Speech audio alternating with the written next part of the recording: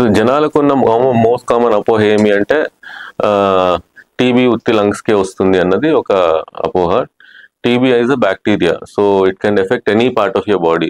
That is అందుకే మనకి పిల్లలు పుట్టగానే బీసీజీ వ్యాక్సిన్ ఇచ్చేది, సో దట్ టీబీ మెనింజైటిస్ రాకుండా ఉంటుంది అని. సో ఎట్లా అయితే టీబీ లింఫ్ నోడ్స్కి వస్తుంది, లంగ్స్కి వస్తుంది, అట్లానే బోన్స్కి రావడం కూడా most common. And common sites ఏమి అంటే స్పైన్ ఒకటి, TB hip, TB knee, these 3 are the most common sites. Spine ఎందుకంటే లంగ్స్ వెనకాలే స్పైన్ ఉంటుంది కాబట్టి అక్కడి నుంచి అక్కడికి రావడాలు ఒకటి ఉంటుంది.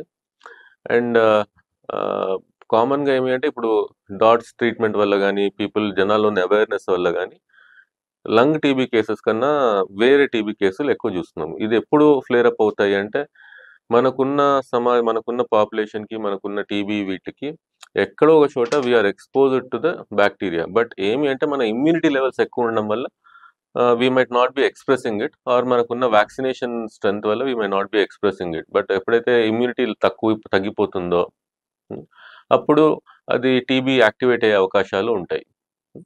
సో ఏమీ లేకుండా 80 yearsకి టీబీ వచ్చిన వాళ్ళని చూసాము. ప్లస్ మా క్లోజ్ ఫ్రెండ్ వాళ్ళ అబ్బాయి where he was in Bombay, he came back to India.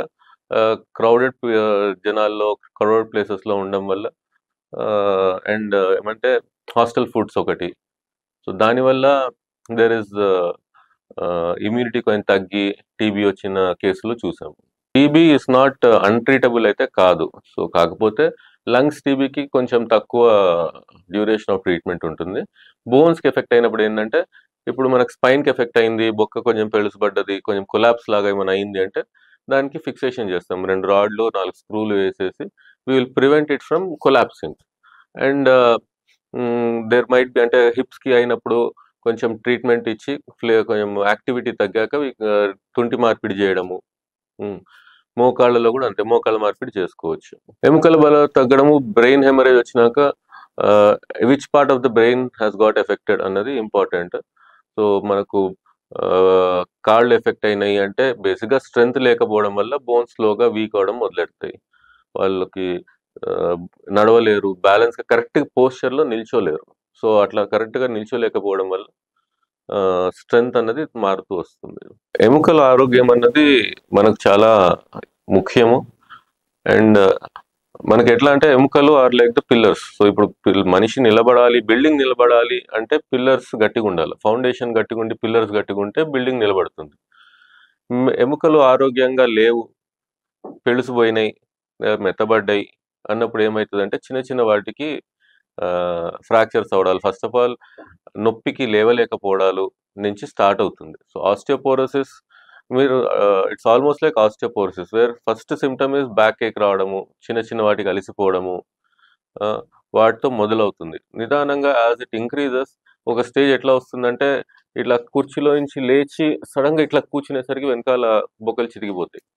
అంటే అంత మెత్తగా తయారవుతాయి అనమాట. బటర్ ది బికమ్ లైక్ ఎండిపోయిన బ్రెడ్ ముక్కల్లా తయారవుతాయి.